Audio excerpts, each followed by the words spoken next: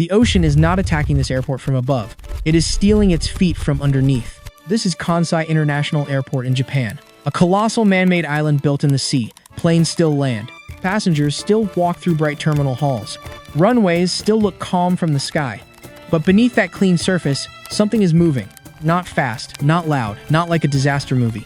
The ground under the airport is compressing, layer by layer, day by day. The soft marine clay below is being squeezed shut, millions of tons pressed down on it. Concrete, steel, fuel, aircraft, people, cargo. Everything pushes into the seabed, and the seabed slowly pushes back by sinking. That is the nightmare. This airport was never sitting on solid land. It was placed on a giant artificial island, and that island rests on soft ocean mud. So how do you keep an airport level when its own foundation is being pulled downward? The answer is almost unbelievable. Kansai has to be lifted from below. Hidden under the terminal is a massive leveling system. Roughly 900 hydraulic jacks act like mechanical legs. They sit beneath the building's enormous frame. They wait for the ground to betray one corner. Then sensors detect the tiny difference in height. Computers compare the readings. Engineers identify the sinking zone. And the jacks push back with surgical precision. Not to launch the building upward. Not to defeat the ocean forever. Just to keep the terminal straight enough to survive. Every small correction becomes part of a wider defense. Every millimeter matters because level ground is the mission. This is why Kansai feels impossible. The airport is not simply standing there. It is being measured, corrected, rebalanced, over and over again. Though if this giant airport is sinking, why has it not failed? To answer that, we have to go underneath the island. Underneath the island, the battle becomes much stranger. Kansai is not resting on normal ground. It is not sitting on a natural coast. It is standing on an artificial island at sea. That changes everything. A normal airport pushes weight into firm soil. Kansai pushes weight into the ocean floor. The runway pushes down. The terminal pushes down. The concrete slabs push down. The steel frame pushes down. The machines, fuel, cargo, and passengers add pressure. Every layer loads the seabed more. From above, the scene looks perfectly controlled. Aircraft move across clean lines. Lights guide pilots through the night. Travelers cross polished floors with total confidence. The entire system feels calm and permanent. But below that order is a soft foundation. Wet marine clay sits under the island. It is not a rigid shield. It is more like a compressed sponge. The heavier the airport becomes, the more it yields. So the first problem is simple. Kansai has no permission to settle the wrong way. Firm settlement can be managed. Uneven settlement is the real threat. And that is where the danger multiplies. Because this is not one small building. It is a giant operating machine. Its doors must align. Its floors must remain usable. Its pipes must keep their geometry. Its joints must keep moving safely. Its bridges, ducts, cables, and panels must keep matching. One low corner can stress the entire structure. One uneven zone can pull against another zone. So the question becomes much sharper. What makes this sinking so dangerous? The enemy is not visible from the terminal. You cannot see it through the windows. You cannot hear it under the aircraft noise. There is no single crack announcing the problem. There is no one storm that explains everything. The threat is slower than that. It hides inside the clay itself. Marine clay is full of tiny spaces. Those spaces hold water. When enormous weight presses down, that water is squeezed out. Then the clay particles move closer together. The soil becomes denser. The surface above it drops lower. That process is called compression. But here, it acts like a slow counterattack. The clay does not strike once. It retreats by millions of tiny movements. It loses volume grain by grain. It lowers the island day by day. And that makes it difficult to fight, because the attack does not look like an attack. It looks like nothing is happening, until measurements start showing a pattern. One part lowers, another part lowers differently. A third part holds slightly higher. Suddenly, the airport is not just sinking, it is deforming across its own footprint. Imagine placing a massive weight on a wet cushion. At first, the cushion still holds its shape. Then the center begins to sag. Then one edge sinks more than another. The object above does not simply move downward. It begins to twist.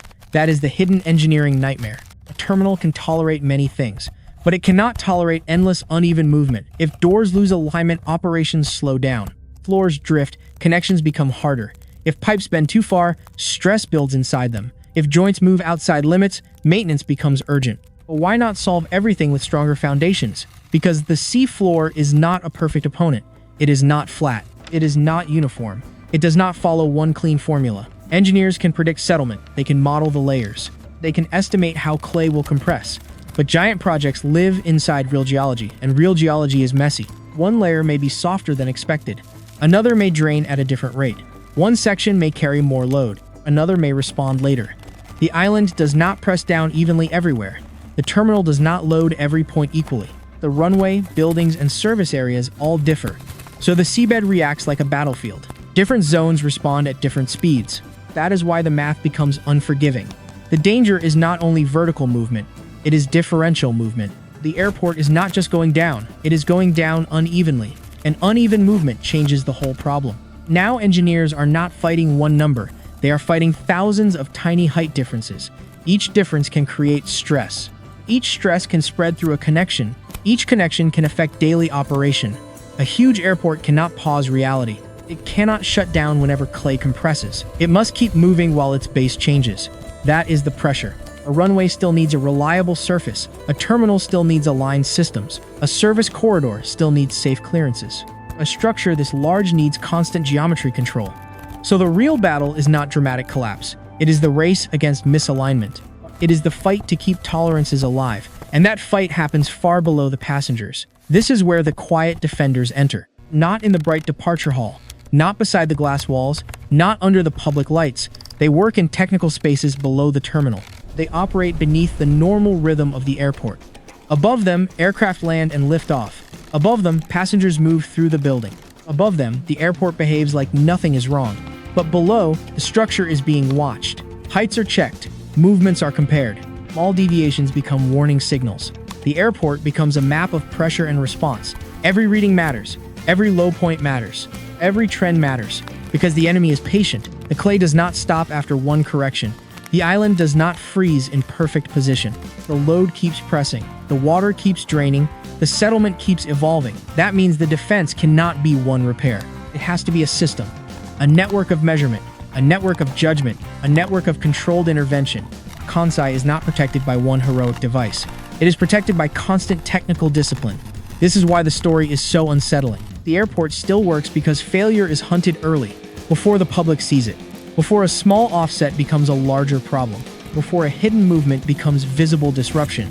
So the real secret is not that Kansai is sinking. The real secret is what happens next. How do you lift a massive terminal without breaking it? How do you push back against the seabed? And how do 900 hidden jacks make sinking controllable? The trick is this. Kansai does not pretend the ground is fixed. It accepts that the ground will move. Then it measures that movement. That is the first reversal. The mission is not perfect stillness. The mission is controlled balance. Because if the whole island sinks evenly, engineers can respond. But if one section drops faster, the building starts twisting. That twist is the real enemy. Not the ocean above, not the runway surface. The enemy is uneven height. A few hidden differences can spread through everything. Floors, pipes, doors, joints, corridors, service lines. One low point becomes a stress point. One stress point becomes a maintenance battle. So the airport needs a nervous system. It must know where it is sinking. It must know how fast. It must know which zone is drifting. Then it must push back before passengers notice anything. This is where the hidden legs appear. Under the terminal sits a leveling network.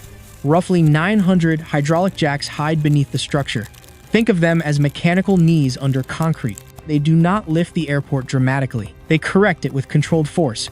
They act only where correction is needed. One zone drops. Sensors detect the change. The readings move into the control process.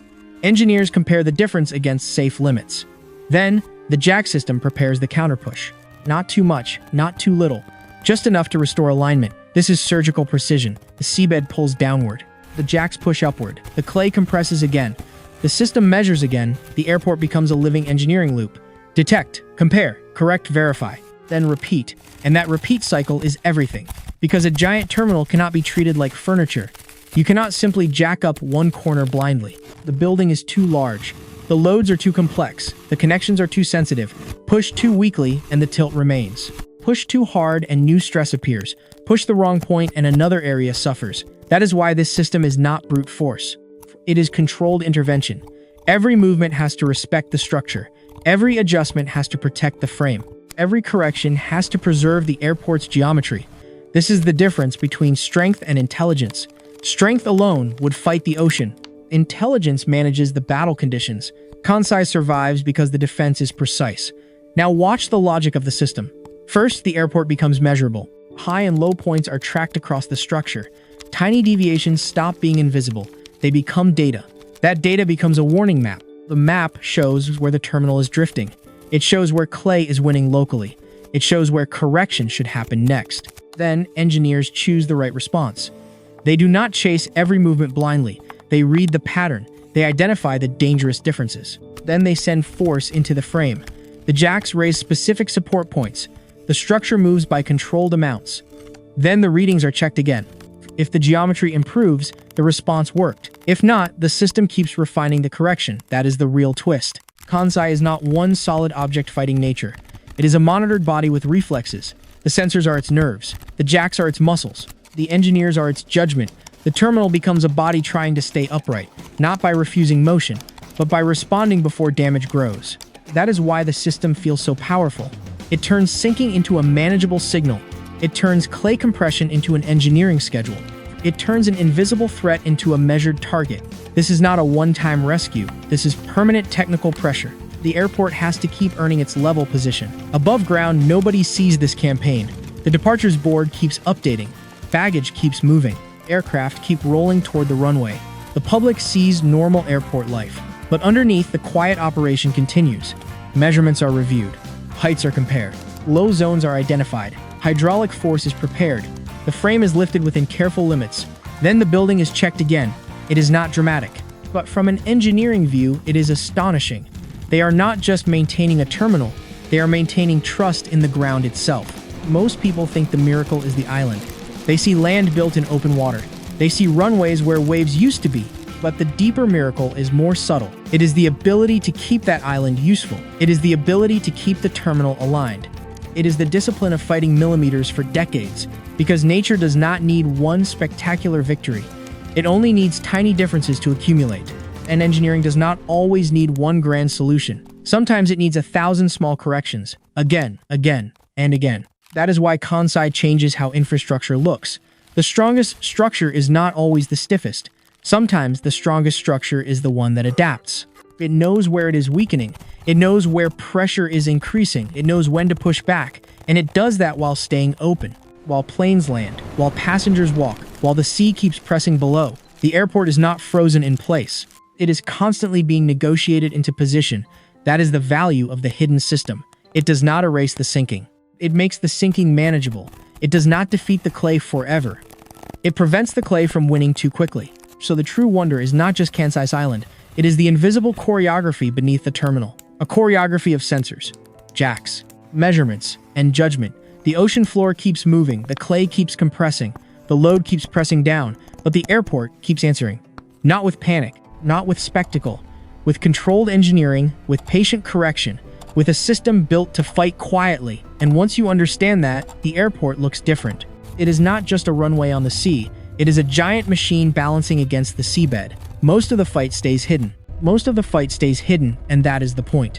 On the surface, Kansai looks like control. It is a terminal, a runway, a schedule. It is lights, gates, baggage, and departures. It is aircraft leaving the sea like land won permanently. But underneath, nothing is permanent without work. Concrete presses down. Clay compresses slowly. Water escapes from microscopic spaces. Sensors watch the movement. Hydraulic jacks wait beneath the frame. Engineers read the difference before it becomes visible. That is the lesson. The ocean does not need one dramatic moment. It only needs patience. It only needs 1 millimeter, then another. It only needs one section to drift slightly faster. Modern engineering answers with a different kind of patience. Not a single heroic repair, not one impossible foundation. A system, a routine, a quiet defense line. Measure the risk, understand the movement, correct the imbalance, then do it again. This is why Kansai matters. It is not just an airport on water. It is proof of a modern engineering bargain. Nature keeps applying pressure. Humans keep managing the consequence. The victory is not absolute. It is operational. It is measured in safe floors and aligned systems. Working gates, moving aircraft. It is measured by the fact that passengers never notice the fight. Somewhere below that terminal, the defenders keep working. Not in the cameras, not on the departure boards, not in the travel photos. They work in hidden rooms and technical corridors. Above them, engines roar across the runway. Below them, the airport keeps being checked, adjusted, rebalanced, protected. So Kansai leaves one question behind. Maybe the strongest structures are not the biggest ones. Maybe they are the ones that can listen.